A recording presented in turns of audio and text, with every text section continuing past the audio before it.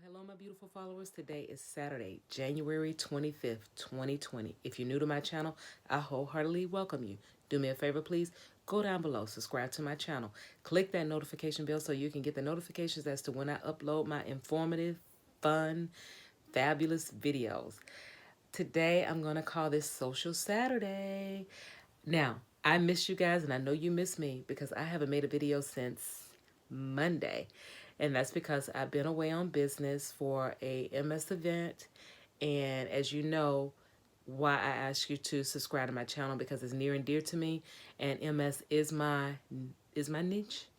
I have MS. MS doesn't have me, but I'm an ambassador. I go out, I speak to the public, MS patients. I talk to them about my dealings with MS and how I follow through and how I'm a warrior and I fight through and I give them advice and in hopes that it helps them. So, with that being said, I'm going to call this Social Saturday.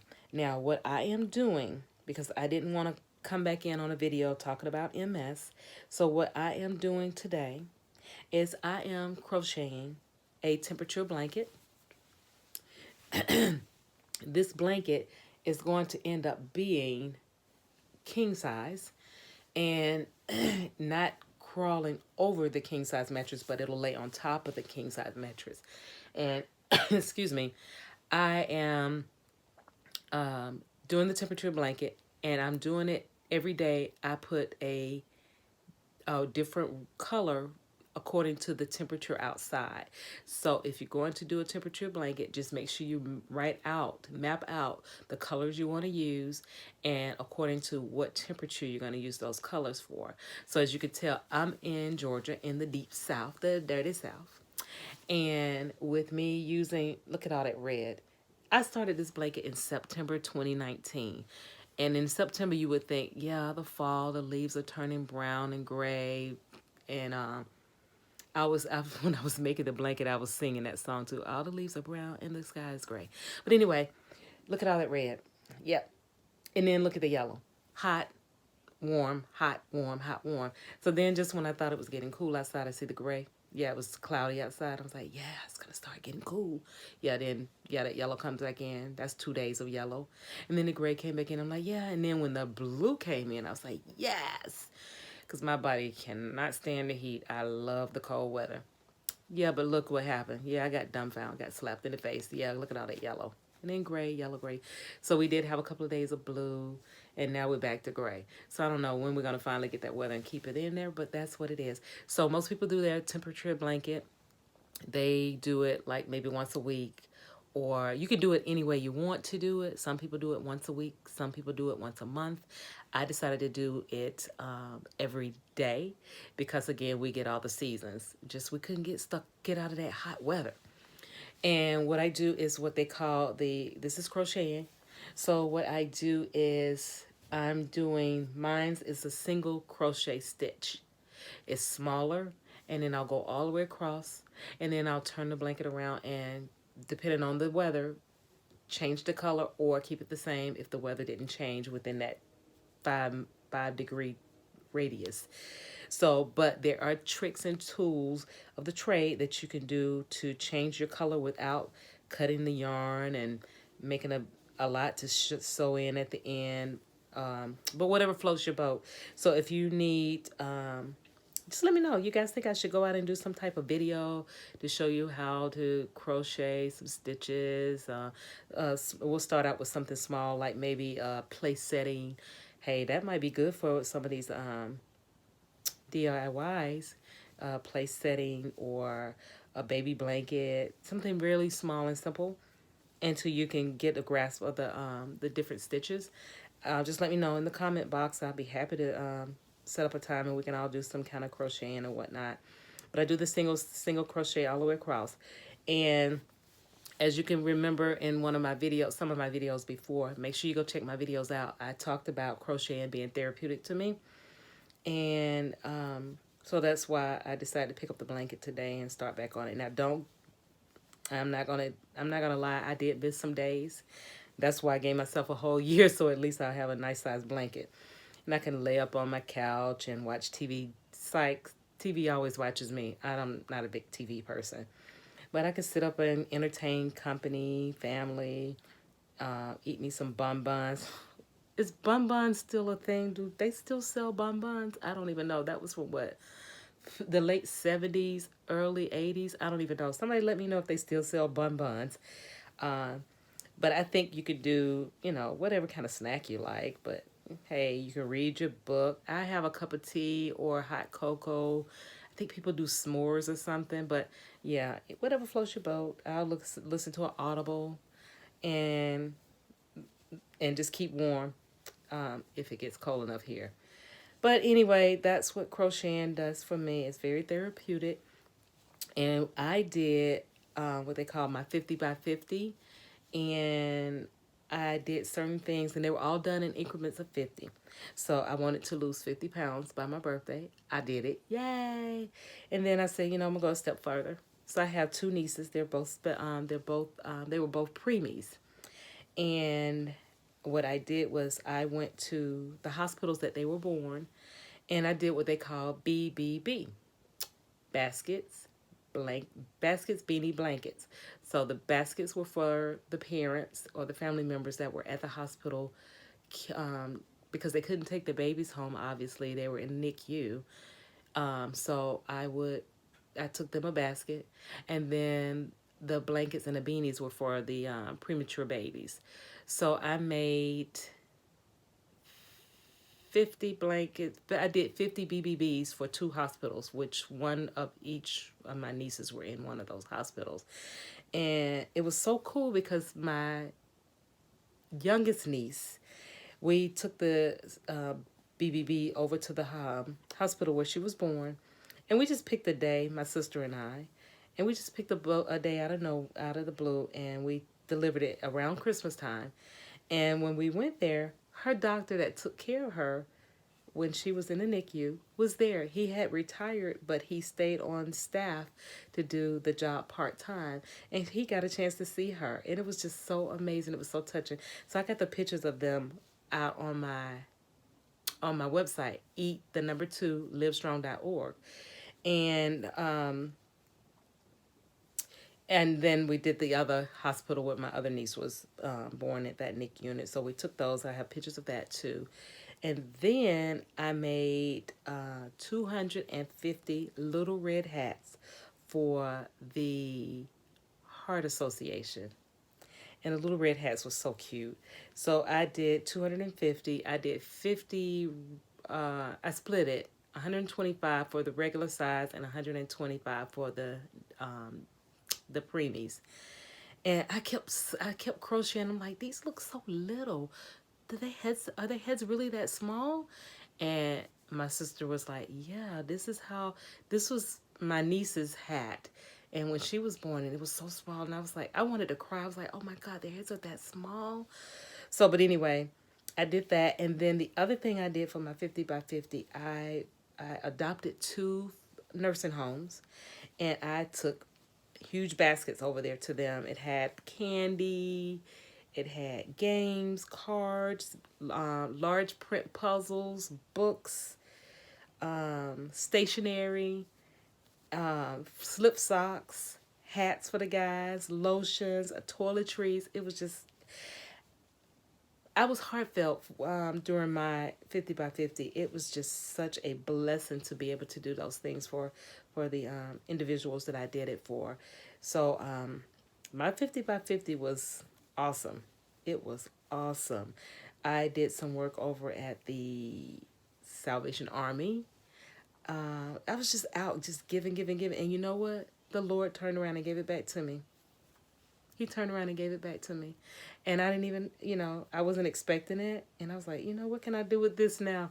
So everybody in my family was like, you're going to do what? I said, yeah, I'm just going to go spend this on somebody else, because I really didn't need a whole lot. I was happy with giving. And that's just how I am. I like to give I like to give. I'm a giver. I like to give for a cause. And I just had such a wonderful time. It was just such a blessing to go through all of that. So anyway, I'm talking, but I'm just letting you know I'm doing the single crochet all the way down the line. So just let me know if you guys want me to do some type of video to show you some of these stitches. I could share patterns. I make scarves, I make hats, I make shawls, I've made tank tops, I've made grocery, they don't call them grocery bags, I forgot what they call them, but here in the South we call them grocery bags. I make purses, I've made flip-flops, I've made socks. I've made a lot of things. I haven't made pants or skirts or anything, but actually I started on the sundress and didn't finish it. And that leads me to another conversation. And then I also started on, I've been working on this blanket that I have for years. It's called stained glass. It looks like the stained glass that you see on the church, you know, all those pretty colors and whatnot. I've been working on that thing for years. And I said, I'm going to start finishing my project because I have so much yarn, I will never run out of projects. If somebody called me right now and said, can you crochet me a hat? Or can you crochet me a scarf? Yeah, tell me what color. I've got closets full of yarn. I need to probably donate some of that because it's like way too much. But I'm working on that stained glass. I said I was going to finish that one. So I'm working on a lot. I'm working on a mood blanket. That's really cool. So it depends on my mood. I had to write them all down, and I pick a color for the mood. So I've got a mood blanket that I started in September 2019, as well as this temperature blanket. So those two are the projects that I'm working on, and I have a shawl that I'm working on. So yeah, that's that. So you can tell how that's therapeutic to me, other than the, you know, making these videos, crocheting, reading, volunteering, talking to people, ambassadorship. All of that is just so loving for me. I'm loving it. I love it, love it, love it. I love my life. I love it. It's the best life. Speaking of giving back, I have I had come back, like I said, I had been on not a vacation. I was out traveling for my ambassadorship, and I had gone to the airport. And I don't know what it is about the airports at the TSA. They just love messing with me. I had come in from, I had come in, leaving Atlanta, no problem at the Atlanta Hartsfield. No problem at all. Leaving with the same, coming back with the same thing I left with. Coming back is always a madhouse for me. I have wheelchair accessibility because with MS, I cannot possibly walk in the airport because it's too many people. I would love to do it because I get the steps in, but when it's too many people and they're like running like a rat race, and it makes me dizzy. So I get a wheelchair. So when I was coming back from Philadelphia, which was really funny, so I'm in the airport coming back. Mind you, same thing that I came in with. I was going back with, had no problem going. Coming back, it was a big problem. And I was like, what is the problem? Yeah, they have to search me down. They were like, ma'am, do you mind if we check you over here, or do you want to go into a different, in the back room where we can check you? I said, I will get stripped but naked. All I want to do is go home. She said, well, ma'am, we wouldn't strip you right here. I said, I really wouldn't care. I have nothing to be ashamed of. If they haven't seen what I have, I hate it for them because I'm not going anywhere. I'm staying right here, and y'all can search me all you want. Could not find it. I had no belt on, no jewelry, no nothing. I say, well, yeah, guess what it was? Underwire in my bra. I say, so you know what? I ain't coming back in here with no bra on. I'm coming in with a sports bra on. No underwear, no nothing. Right? So I get on back to Atlanta. Then my next time, oh, this one was the trip. The one in Chicago drove me absolutely bananas. I got into the airport, coming back once again in O'Hara Airport, and this was not the first time. Every time I go to O'Hara, I end up there's a delay. Something always happens there. I really absolutely, and then please people, I'm not talking about you if you're from Chicago or live in Chicago. I actually love Chicago. I just hate O'Hara Airport, so I'm gonna fly out from, I forgot the other place where I can fly out from, but I won't ever fly back in or out of O'Hara again. Never. It's always a delay. So anyway, I get there and I'm coming back. The limo drops us off, and we're going through. I had my bottle of water from the hotel because I had to take my medication. And when I got to the the guy with the wheelchair, I was kind of ticked at him because he could have told me. But when we got to the TSA and he was like, ma'am, is that a bottle of water you have? I'm like, yeah. Do you need some water? I said, I have to have this for my medication. He says, okay, that's fine. We just have to check your bag. And I'm like, huh? I said, well, yeah, go ahead and throw it under the airplane. I don't care. Let me get my medicine out. He says, no, we have to check your bag. And I was like, why? He says, because you have a bottle of water. I said, well, I just throw the water away. He says, well, I already seen the water, so I still have to check your bag. I said, here's the bag. Give him the bag. Meanwhile, my husband's already on the other side waiting.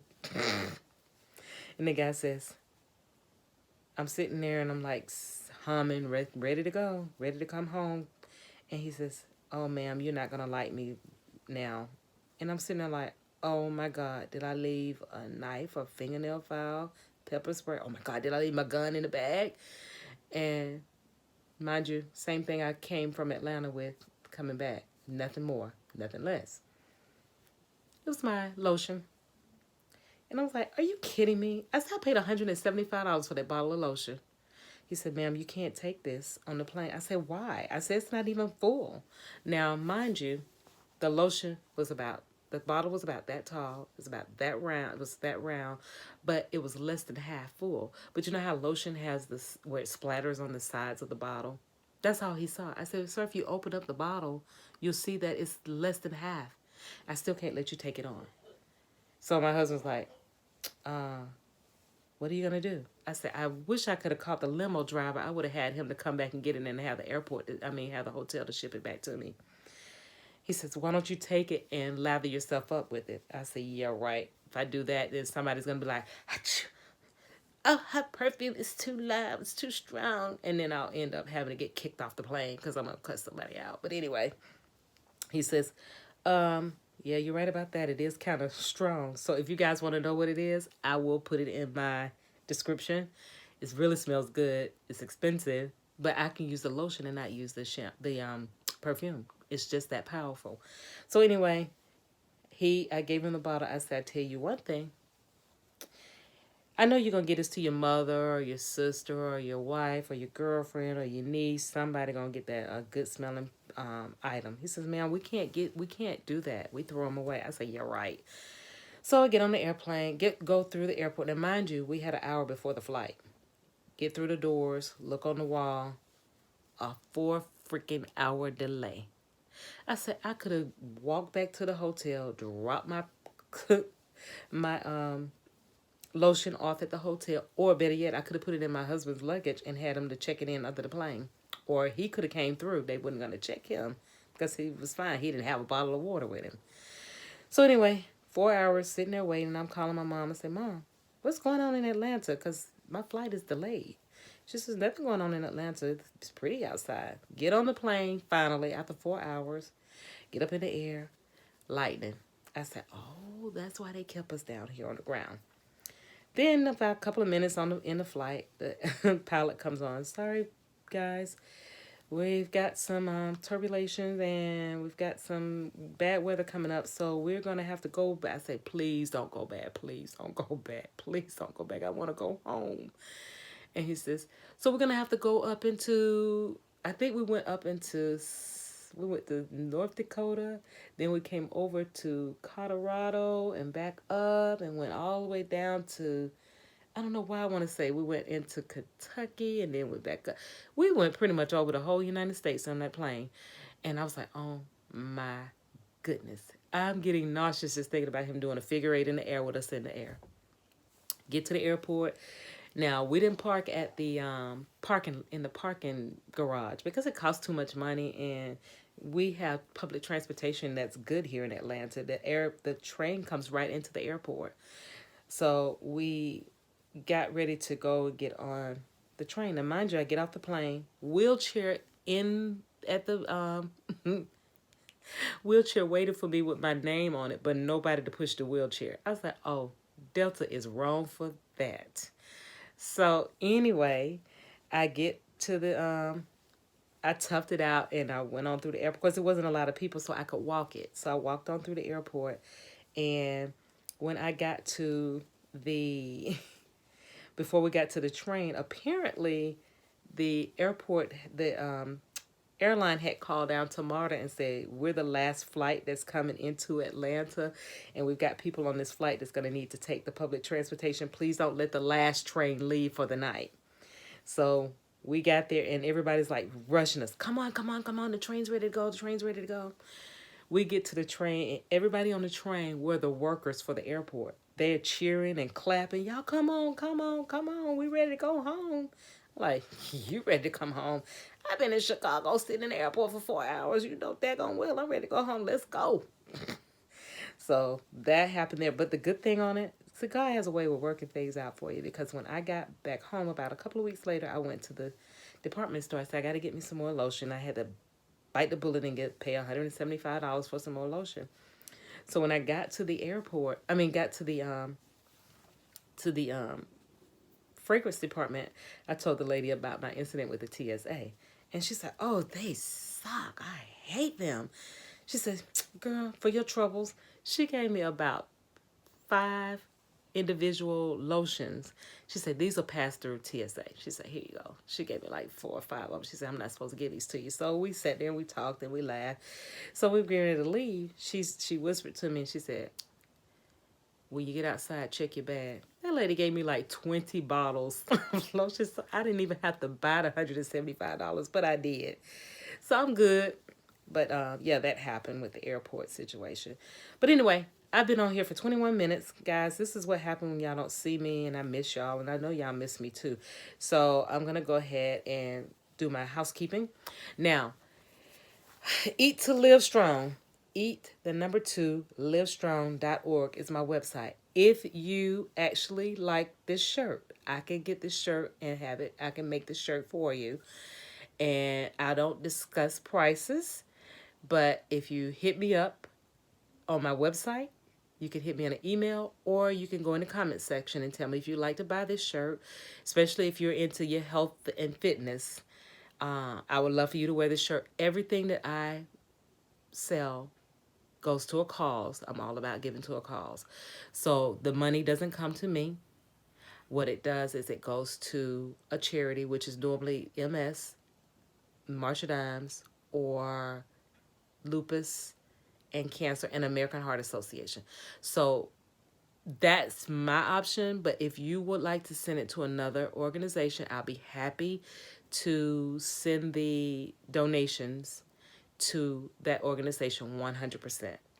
So with that being said, that is my cup of tea for today.